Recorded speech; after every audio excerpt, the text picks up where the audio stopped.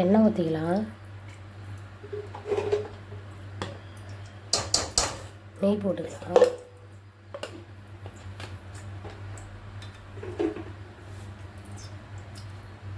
தக்காளி கட் பண்ணி வச்சுருக்கேன். அதுக்கப்புறம் வெங்காயம் கட் பண்ணி வச்சுருக்கேன். இப்போ எண்ணெய் காஞ்சிடுச்சு. பட்டை லவங்கம் எல்லாம் சேர்த்துக்கலாம்.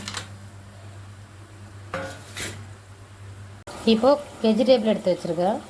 உருளைக்கிழங்கு, பீன்ஸு, கேரட்டு, மீன் மேக்கர் எடுத்து வச்சுருக்கேன். இது கூட கூட பச்சை பட்டாணி இருந்தால் கூட போட்டுக்கலாம், இல்லைன்னா இதை மட்டும் போட்டுக்கலாம். பட்டை லவங்கெல்லாம் காஞ்சி இதாகிடுச்சு. இப்போ வெங்காயத்தை போட்டுக்கலாம். வதக்கிக்கலாம். அது கூட 3 பச்சை மிளகாய் போட்டுக்கலாம். வதங்கிடுச்சு. இப்போ தக்காளி கொட்டிக்கலாம்.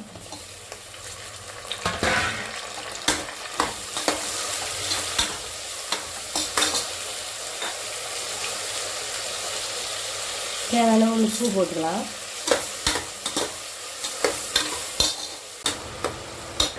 இதெல்லாம் மசிஞ்சிச்சு. வெஜிடபிளெல்லாம் கொட்டிக்கலாம். இப்போ மசாலாலாம் சேர்த்துக்கலாம். கரம் மசாலா 1 ஸ்பூன் போட்டுக்கிறேன். மஞ்சத்தூள் 1/2 ஸ்பூன் போட்டுக்கிறேன். மல்லித்தூள் போட்டுக்கலாம் 1 ஸ்பூன். புதினா போட்டுக்கலாம்.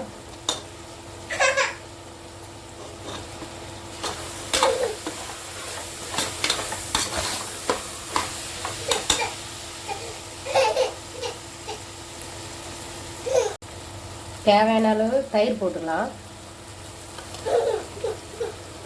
ஒரு 3 ஸ்பூன் போட்டிருக்கேன் தயிர். நல்லா கிளறி விட்டுக்கலாம்.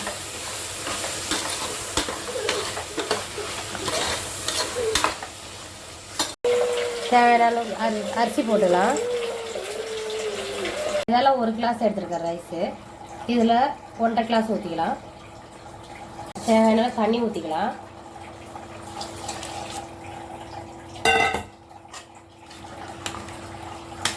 தேவையான தண்ணி ஊற்றிக்கலாம். நல்லா இதுவாகிடுச்சு. இப்போ இது 3 விசில் வரட்டும். அப்புறமா பார்த்துக்கலாம். மூடி போட்டுடலாம். 3 விசில் வரட்டும். இப்போ நல்லா 3 விசில் வந்துடுச்சு. இப்போ குக்கரை எடுத்துடலாம். ஓப்பன் பண்ணி பார்த்துருவோம் என்னோடய சாதம் எப்படி இருக்குன்னு. சாதத்தை நல்லா கிளறி விட்டு வெஜிடபிள் சாதம் எப்படி இருக்குன்னு பார்க்கலாம். ரொம்ப சூப்பராக இருக்குது பாருங்கள். என்னோட ஸ்டைலில் வெஜிடபிள் சாதம் ரெடி ஆகிடுச்சு. உங்களுக்கு பிளேட்டில் போட்டு நான் காமிக்கிறேன்.